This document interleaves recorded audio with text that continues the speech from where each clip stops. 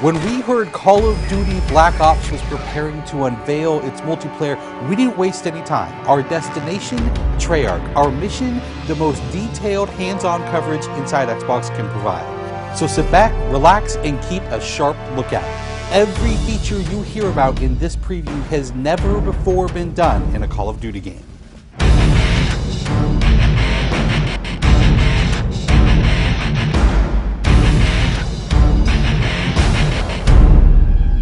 We begin where the multiplayer trailer for Black Ops left off, with theater mode.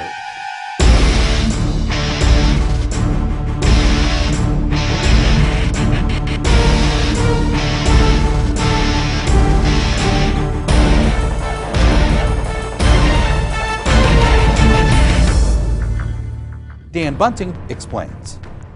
You can switch the camera from any player's perspective in both first person and third person. You can detach the camera and go into free cam mode, which allows you to fly anywhere on the map, basically. It's really interesting when you pause the game and go into free cam, you just see all the particle effects just in their full glory, just frozen in time, and it makes some really awesome footage. We really want to give players the tools to be creative, make their own machinima, make their own highlight reels. Maybe they're really competitive clans that want to just capture the films from their matches and then go back and analyze what the other team did or whatever. Also brand new to Call of Duty is Black Ops' new currency system. We put the currency system into Black Ops multiplayer principally because we felt like it'd be a very interesting way to engage with all the unlocks that you've been getting. So one of the things that's really fun about currency is instead of being specifically told at a specific level what you're going to get, we're unlocking features by level, but then once the feature is unlocked, you can purchase any component of that feature with the currency directly. Of course, when you got a little currency jingling in your virtual pockets, nothing feels better than putting it on the line against your fellow players.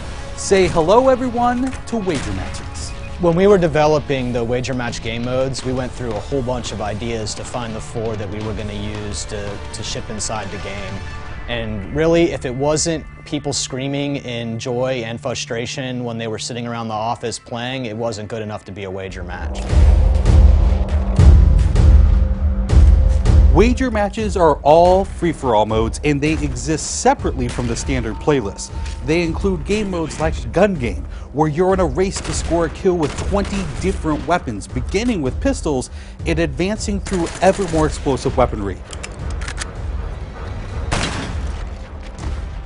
It's extremely rewarding for us as a design team to put something up there that people are reacting to really well and it's slightly different than what they get, and everyone loves the core game. And you have to be very careful when you're finessing the core mechanics of the game. But wager matches let us kind of get our creativity flowing and do some things that you're not normally used to, and then spin them up in unique ways and combine things in ways that you haven't seen before, that you never really thought of, and that wouldn't be appropriate for the core game, but are completely appropriate for wager matches.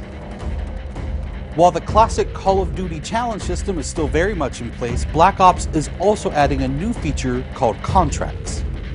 Right, so if you're using the contract system, you actually have to put up a little of your own currency in order for a bigger payday. And depending on the contract, some contracts pay XP, some pay more currency, some pay both.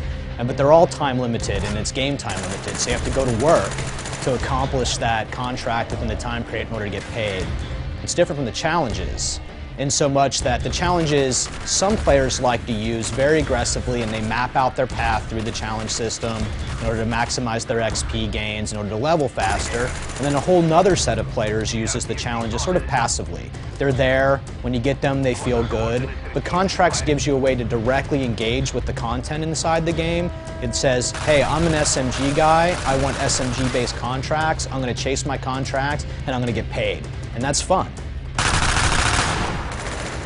Another focus for Black Ops is player customization, including things like unlockable face paint, unique perk-specific character models, and a whole lot of weapon customization. We've been we stole the line from Full Metal Jacket, this is my weapon, this is my gun, and we're chanting that around the office as sort of our mantra for this feature. Originally it started with one of our designers he just made kind of an offhand comment one day where he said, you know, I really have a certain attachment to the weapon that's my favorite. I want to make that weapon mine, and that was all it took. So from there it was just, what are the things that are cool? It's like, put your clan tag on your gun, of course. And we've got, the Emblem editor by itself is an element of creativity for players. And then the reticles, of course, so why not give people the option to select what kind of red dot they have. Maybe they don't like a dot, maybe they like a circle, maybe they like a triangle, maybe they like a standard crosshair, maybe they just want a line. And then there is combat training, which allows you to get comfortable with the trappings of multiplayer by competing in matches against AI-controlled opponents. You know, it's our hope that combat training can convert people who are largely single-player gamers who might have, dabbled around in multiplayer but never made that leap to playing online, and give them kind of this experience where they can get familiar with the mechanics and features and systems that multiplayer has, but they can do so at their own pace, they can do so without someone screaming in their ear what a noob they are, and practice up and then join the competitive fold. Experienced players could use combat training to practice up on a particular weapon, a particular tactic, or a particular map. So we think it appeals to both audiences, but most directly, it was designed to help new players get into the mix.